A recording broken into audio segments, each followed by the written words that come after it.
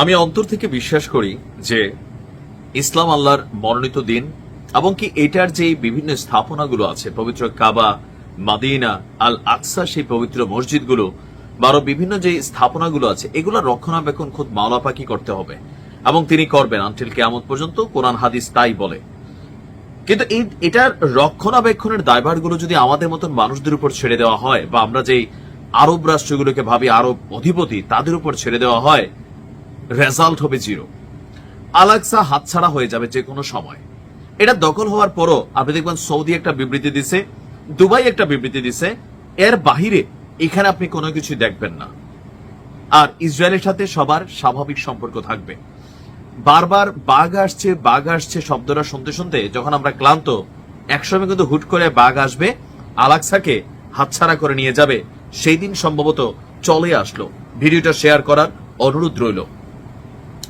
আল আকসা, এই আমাদের যে স্থাপনাটা, এটাকে দখলের হুমকি দিয়েছে ইসলির প্রতিরক্ষা মন্ত্রী। কোন মন্ত্রী? প্রতিরক্ষা মন্ত্রী, যার নেতৃত্বে সেনাবাহিনী, সামরিক বাহিনী, বিমান বাহিনী, নৌবাহিনী, গোয়েন্দা বাহিনী, যত বাহিনী আছে সামহাও তিনি ডিল করেন।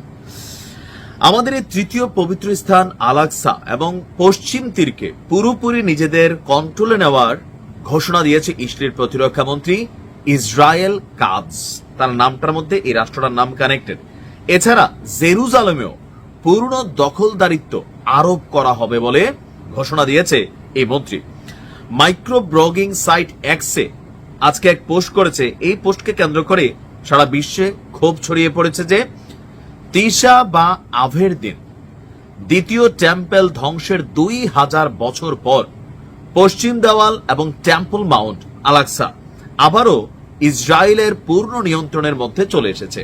2000 বছর পর দ্বিতীয় টেম্পল যখন ধ্বংস করা হয়েছিল, তারা আবারও তাদের কন্ট্রোলিং ফিরে পেয়েছে।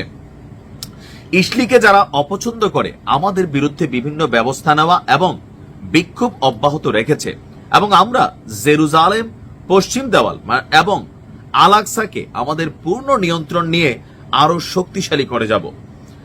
পশ্চিম প্রাচীরে গিয়েছিলেন, তার বক্তব্য সেখানে যারা আটক আছেন ইসলি সেনা, ইসলিদের নিরাপত্তা এবং বীরদের পরাজয়ের জন্য প্রার্থনাও তিনি করেছেন।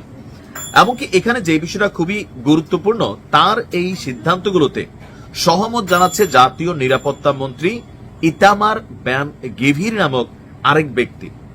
এখন এই সার্বিক পরিস্থিতিতে আমরা যদি দেখি কোন দিকে যাচ্ছে, ওই যে ভিডিওর প্রথমে বলছি যে এগুলা ঘটতে থাকবে। এই ঘটনার পরেও কিন্তু সৌদি আরব নিন্দা জানাইছে। নিন্দা জানানোর মধ্যে আছে ভবিষ্যতেও জানাবে। এর বাহিরে দিনের জন্য কোনো ভূমিকা নিবে না।